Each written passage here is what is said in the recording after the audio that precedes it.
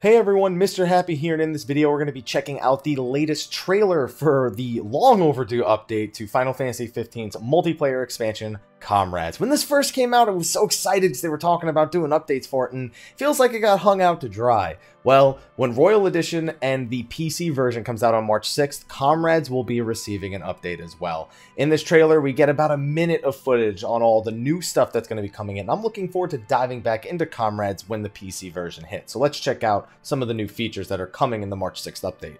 So at the start of the trailer, they show off a bunch of new weapons. They show off martial arts like punching and kicking. They show off some gravity magic. They show off what looks to be a weapon roulette that ends in a bow using meteors. It looked like a lot more than 4 weapons, so I assumed it was a roulette and not just him switching weapons. They showed off what looks to be another katana, a bard horn, which I think is interesting, some dual shurikens with the user just dancing around, and then an aura beam, which I'm going to assume the martial artist from the beginning is also using aura beam a la Sabin. So we have to assume that all of these weapons, it looks to be like 6 different classes of weapons, are tied to the 6 currently unused sigils in Comrades. The game launched with 6 of them unavailable: the Fierce, the Father, the Wise, the Conqueror, the Clever, and the Mystic. You could probably figure it out. It feels like there's some odd weapons for what some of these, I guess, classes or specifications would have done in the main game based on their weapons. But for the most part, it looks like we'll be getting the remaining sigils, which is good. I am especially looking forward to the martial arts one because, well, I like punching and kicking. It's a specialty of mine. So then they started showing off some of the other features that are coming in the update. The first one is preset faces for all the iconic game characters like Aranea, Ignis, and Prompto. Then they did something really weird. I forgot you could do this, but in Comrades you can pick 2 ancestors and basically combine their faces and their facial features to make something different. They combine Aranea and Iris, and it just looks weird. Like, really weird. So you have fun with that. I'm going to try to be less weird than that. They showed off a few new outfits as well. For men and women, they both got kimonos. Men also got Ravis's outfit, young Regis's suit, and Verstale's armor, and female characters got Aranea's outfit and Iris's outfit. I'm still of the opinion there aren't nearly enough outfits in the game, just total, so this adds to it, but I do hope it's not the last amount of outfits if they plan to keep updating this later and this isn't like the quote final update unquote.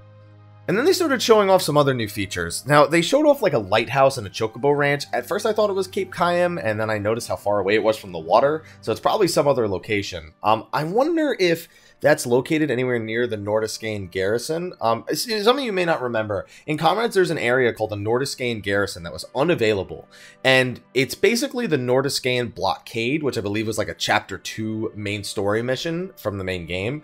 And I guess it's been turned into a garrison, and I'd imagine that's like a forward front for something we're going to talk about later in this trailer analysis. I don't know if that's that. I can't really tell from the angle they're at. And the Chocobos especially, that doesn't seem to be anywhere near the Nordiskane blockade, or unless they added a wooden house. That really, to me, reminds me of the cabin at Cape Cayam. So whatever it is, it looks to be a Chocobo ranch of some kind. Could also just straight up be the Chocobo ranch that was out there in the main game as well. And then they showed those chocobos from the ranch participating in a minigame I had almost forgotten about. Toto Monstro or Toto Monstro or something like that. It was basically a non-interactive minigame where you just bet on enemies to like fight each other. Like it would be like, here are the enemies fighting each other today, and you would bet on which one would win. And if you bet correctly, then you got more points back and you could buy some pretty decent stuff with the stuff you got from Toto Monstro. It was just that, like, it's just such a weird non-interactive game for them to pick to put in. I don't know if that's like Chocobo training and like the other Chocobo mini games are going to be available. It's really hard to tell from what they show off, but it just looks like Toto Monstro to me. And I don't know what to think. Unless it's got changes, I wasn't terribly interested in it before. I'm not going to be terribly interested in it now.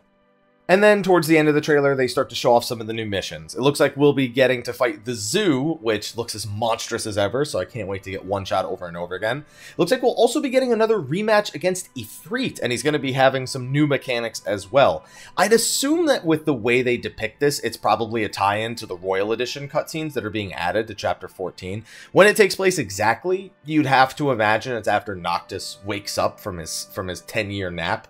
And other than that, it's really hard to take away exactly how it's going to fit in. We just have to assume that the Kingslave are going to have to face off against Ifrit for some reason or another. I doubt they just show up to Insomnia like years before Noctis wakes up and goes, yeah, well, you know, we're trying. Why not, right?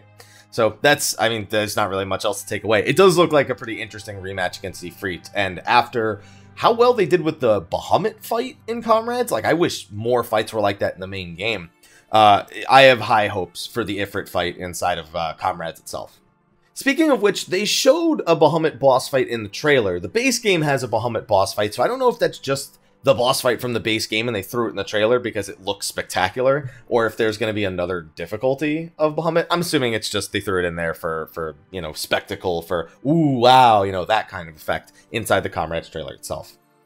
Overall, seems like a pretty decent update to Comrades. It looks like you don't need to purchase the Royal Pack to experience these updates to Comrades, so I don't need to pay the extra $20 for Royal Pack on my PS4 version, which is a nice thing to have added in, but I do hope that since I will be playing through the Royal Edition, that the additional tie-ins here with what looks to be the Nordiskane Garrison, new missions leading up to Insomnia, and eventually the Ifrit boss battle, I hope it's done well. I felt like the original Comrades, one of the lacking points was they threw us into what we were told was a world that was, you know, in darkness and in desperate need of light, and it never really felt like we accomplished much until the very final battle, and even then it kind of just jumped forward to, you know, here's 10 years in the future, good luck.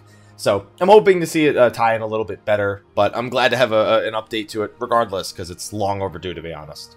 And that's going to be a wrap for my overview on the Comrades trailer. Let me know what you thought, because I really enjoyed Comrades, and I plan on playing through the new missions here at the very least. So thank you for watching. Be sure to like, favorite, subscribe, and share, and stay tuned for all the latest on Final Fantasy 15. I'll see you all in the next one, and until then, take care.